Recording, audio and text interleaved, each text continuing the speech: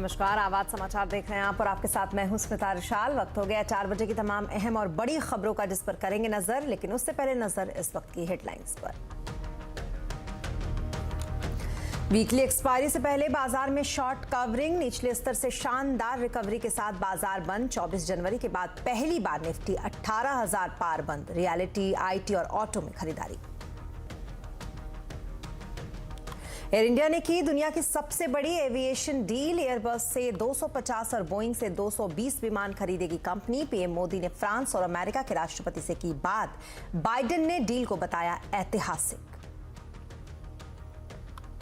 BBC के Mumbai Delhi office पर income tax का सर्वे दूसरे दिन भी जारी। टैक्स और मुनाफे में हेराफेरी की हो रही है पड़ताल।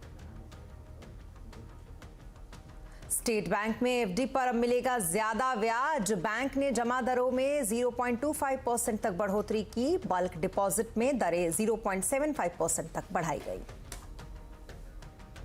लाइसेंस फीस चुकाने के लिए वोडाफोन आइडिया ने मांगा 25 मार्च तक का वक्त। 702 करोड़ रुपए के बकाया पर सरकार ने भेजा था नोटिस। कानपुर बुलडोजर मामले में हुई कार्रवाई। एसडीएम, एसएचओ समेत कई पर एफआईआर। लेखपाल और बुलडोजर का ड्राइवर गिरफ्तार। मां बेटी की जिंदा जलकर हुई थी मौत। खबरों की शुरुआत बीबीसी से, क्योंकि बीबीसी के दिल्ली और मुंबई के दफ्तर पर इनकम टैक्स सर्वे आज दूसरे दिन भी जारी है। इस सर्वे पर राजनीतिक घमासान छिड़ा हुआ है, लेकिन इनकम टैक्स डिपार्टमेंट को अभी तक क्या हासिल हुआ है ये साफ नहीं हुआ है। सूत्रों के मुताबिक आईटी विभाग को नियमों के उल्लंघन और प्रॉफिट डाइवर्जन का शक है। इसके लिए विभाग ने बीबीसी को कई बार नोटिस भी दिए थे, लेकिन बीबीसी ने इसका जवाब नहीं दिया था। इसलिए सर्वे किया जा रहा है। विपक्ष और एडिटर्स गिल्ड ने सर्वे की इस कार्रवाई को आलोचना को दबाने का प्रयास और प्रेस फ्रीडम पर हमला बताया है। तो वहीं सत्ताधारी बीजेपी ने बीबीसी को माफ कीजिएगा, भ्रष्ट बकवास कॉरपोरेशन बताया है। इधर ब्रिटिश सरकार ने कहा है कि वो इस पूरे मामले पर नजर बनाए हुए है। तो वहीं अमेरिकी सरकार ने सर्वे के बारे में कहा कि वो हालात से वाकिफ है, लेकिन अभी कोई टिप्पणी नहीं कर सकते। पर उनका यह मानना है कि दुनिया भर में प्रेस फ्रीडम का सम्मान होना ही चाहिए। आपको बता दें कि हाल ही में बीबीसी की एक डॉक्यूमेंट्री फिल्म को मोदी सरकार ने बैन कर दिया था। वहीं पश्चिम बंगाल की मुख्यमंत्री ममता बनर्जी ने कहा कि बीजेपी बदले की भावना से सरकार चला रही है। एक दिन देश का कोई भी मीडिया उनसे नहीं बचेगा। It is not only affecting the freedom of press. There will be no media in this country. Media is already controlled by them. I'm sorry to say, media cannot raise their voice. If they raise their voice, their management will just cut their service within 24 hours. This is their controlling power. और अब बात Vodafone और idea की, क्योंकि licence fees चुकाने के लिए Vodafone idea ने सरकार से 25 मार्च तक का समय मांगा है। कंपनी ने पिछली तिमाही में 702 करोड़ रुपए लाइसेंस फीस कम दिए थे। इस पर सरकार ने कंपनी को नोटिस भेजा था। बताते हैं ये पूरी खबर आखिरकार क्या है। असीम, बताएं क्या कुछ है डिटेल्स आपके पास इस खबर पर।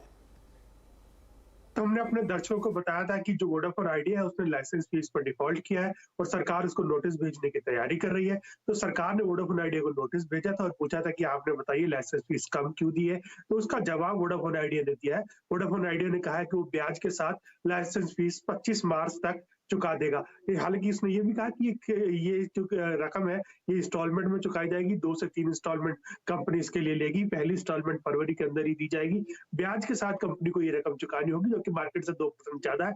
ये भी बता दूं कि कंपनी को पिछली तिमाही में जो 780 करोड़ रुपए की फीस देनी थी, लेकिन कंपनी ने उस पर डिफॉल्ट किया था और मात्र 78 करोड़ रुपए की फीस चुकाई थी, जिसके लिए सरकार ने उसको नोटिस भेजा। अब कंपनी को थोड़ा सा समय मिल गया। कंपनी 25 मार्च तक ये लाइसेंस फीस चुका सकती है। कंपनी ने यह कहा कि कई बैंकों के साथ उसकी बातचीत जारी है फंड जुटाने के लिए, और फंड जुटाने के बाद कंपनी ये लाइसेंस फीस का पेमेंट कर देगी।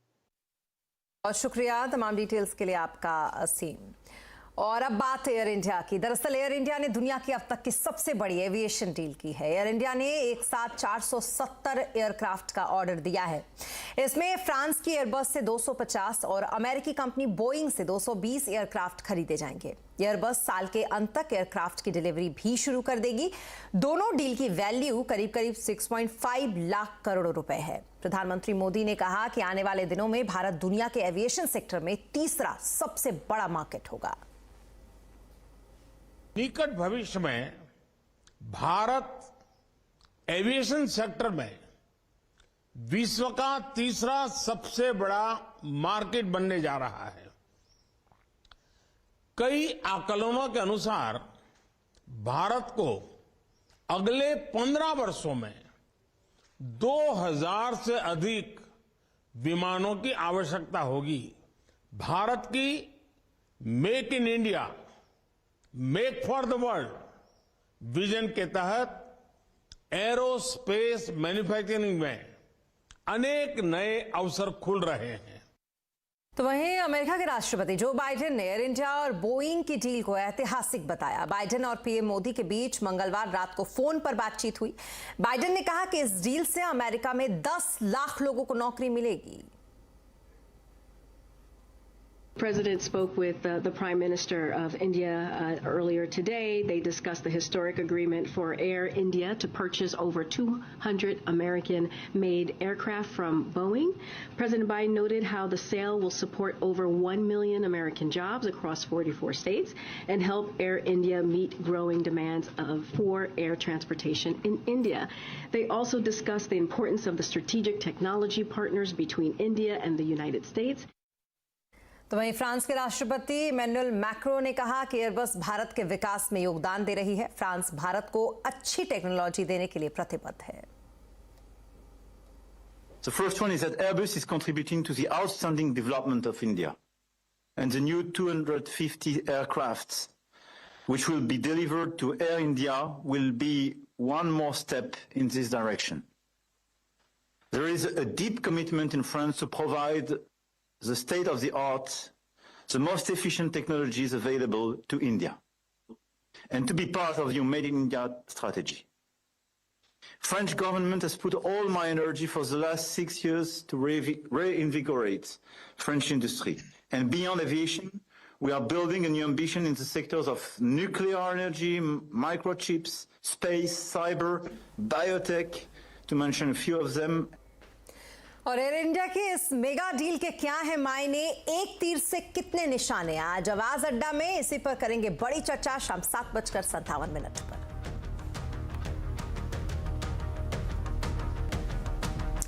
और अब बात स्टेट बैंक ऑफ इंडिया यानी कि एसबीआई की, जिसने आज से 2 करोड़ से फिक्स डिपॉजिट पर ब्याज में 25 बेसिस पॉइंट तक बढ़ोतरी की है। बैंक ने 410 दिन की एक स्पेशल जमा स्कीम दी है जिसमें 7.10% ब्याज मिलेगा। इसके अलावा 1 से 10 साल तक की अवधि में जमा पर 5 बेसिस पॉइंट से लेकर 25 बेसिस पॉइंट तक की बढ़ोतरी की गई। सीनियर सिटीजन्स को आमतौर पर ज्यादा ब्याज दर वैसे भी मिलता है, इसलिए इस बार की बढ़ोतरी का सबसे ज्यादा फायदा भी सीनियर सिटीजन को मिलेगा। सीनियर सिटीजन को अब 10 साल में जमा पर 7.50% तक ब्याज मिलने वाला है। 25 इंच से घट के 24.5 इंच हो गए।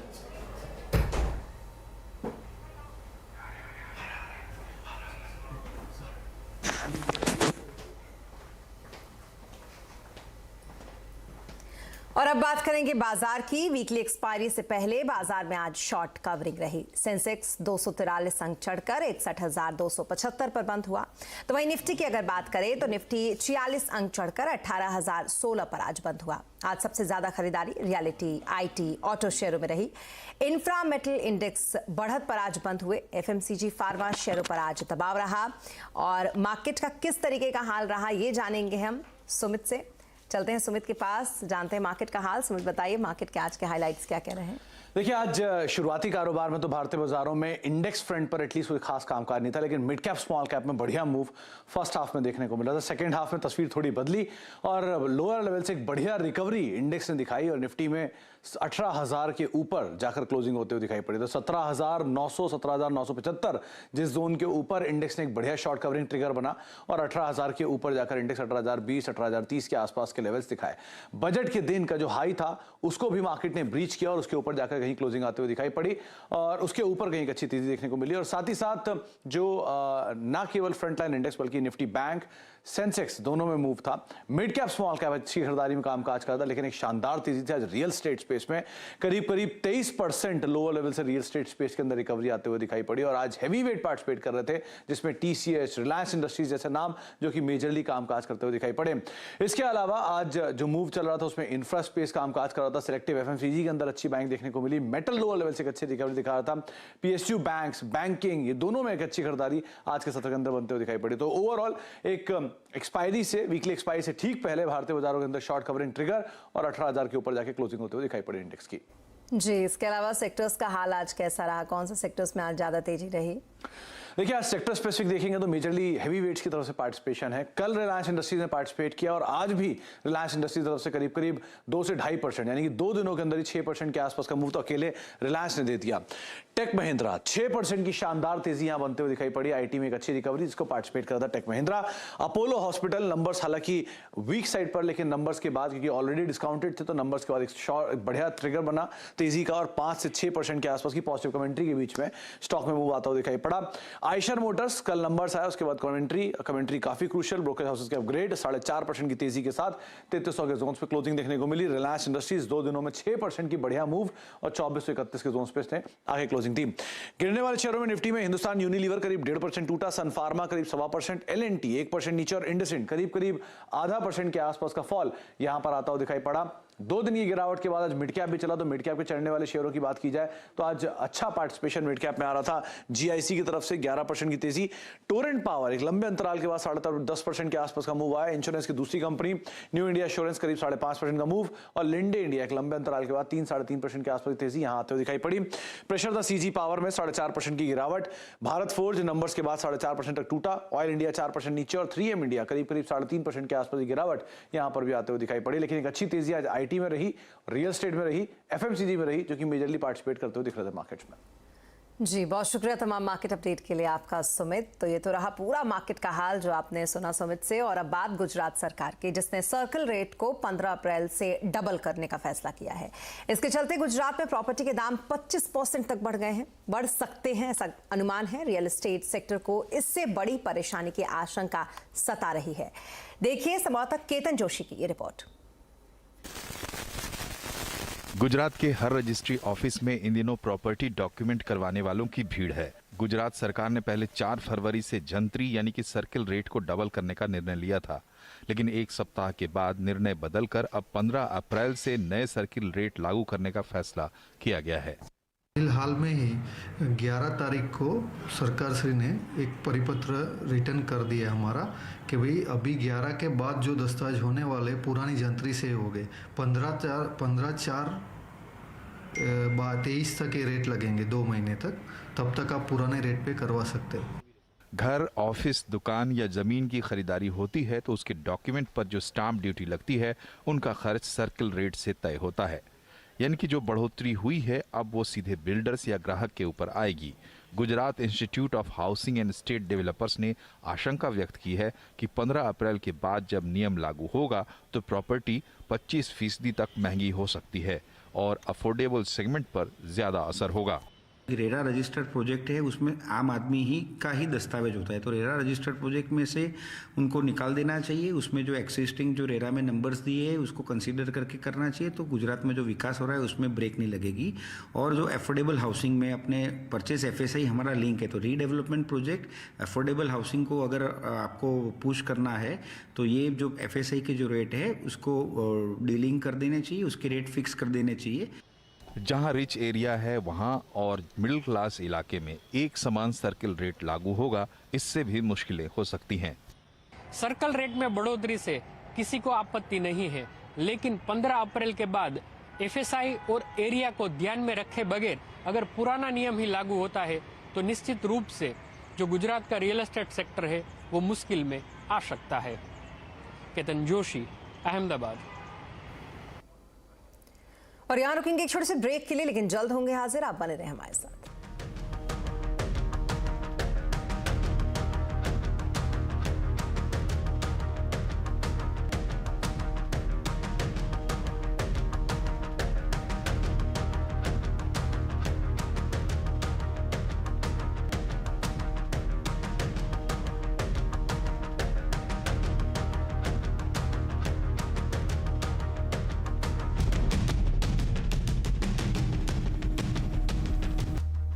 खबरें के बाद एक बार फिर आपका स्वागत है और अब बात करेंगे उत्तर प्रदेश की, जहां के कानपुर देहात में प्रशासन के बुलडोजर की कार्रवाई के दौरान मां बेटी की जिंदा जलकर हुई मौत मामले में अब कार्रवाई का सिलसिला शुरू हो गया है।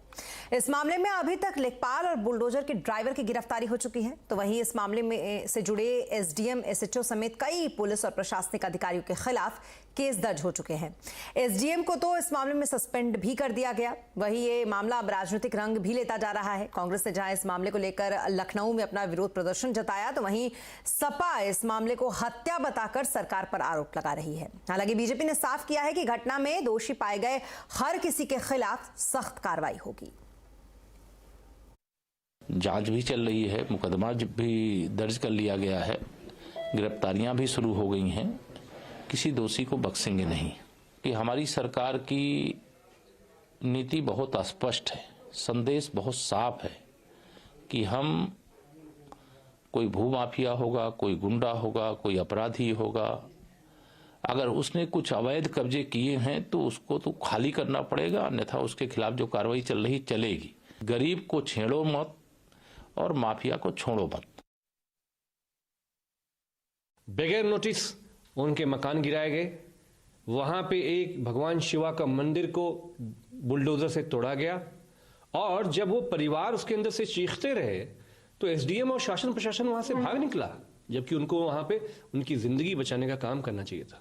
समाजवादी पार्टी की पहली और आखिरी डिमांड है, कप्तान और एसडीएम पर जो कल रात में डांस के फ्लोर पे गुलछर्रे उड़ा रहे थे, उसके खिलाफ हत्या का मुकदमा लगाया जाना चाहिए और ये जो ब्राह्मण समाज पे जो एट्रोसिटीज हैं, इसका सिलसिला बंद होना चाहिए। स्मार्टफोन अब एक मजबूरी है, लेकिन एक सीमा से ज्यादा फोन देखने से आपको स्मार्टफोन विजन सिंड्रोम हो सकता है। क्या है स्मार्टफोन विजन सिंड्रोम, जानने के लिए देखिए कंज्यूमर अड्डा 5:57 पर।